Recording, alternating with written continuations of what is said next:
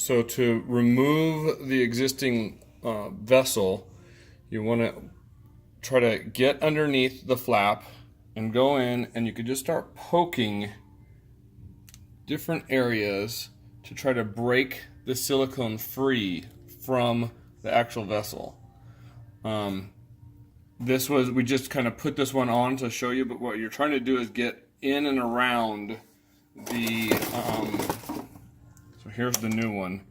You're going to get in and around this section right here in order to break the glue bond that is attaching it to the actual aorta. So again, if it's on the ostium like this, you're pushing up underneath there, and you just keep on going in underneath to get that old one off.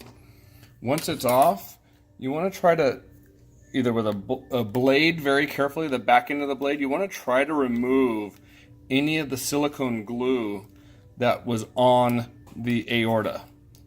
So you're cleaning off that ostium as much as possible so that when you go to glue the new one on, we're going to cut this before we send it.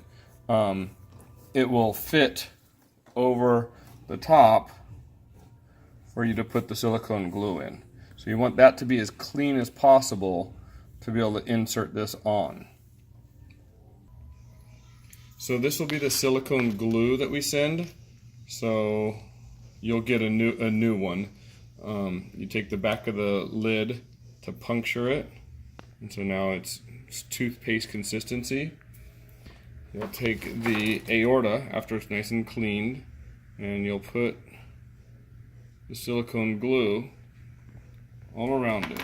You don't want to get it inside. You want to just spread it all around the whole outside. You want to take, this is how you will be getting your new vessel. It has this tube that will be on the inside of it, and that's so that silicone glue doesn't leak down inside. You'll take a little more silicone glue and squeeze it down in there. It doesn't need very much in there. You just want to coat the entire inside of the wall. And so you'll coat it. You want to try to make sure it's not on the mandrel, or just a little bit is fine, but just get it, most of it off.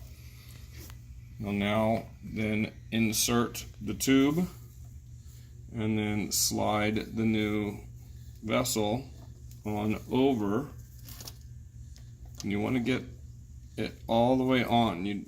Right at this end, you can kind of see that it's not all the way in. It's got that gap there.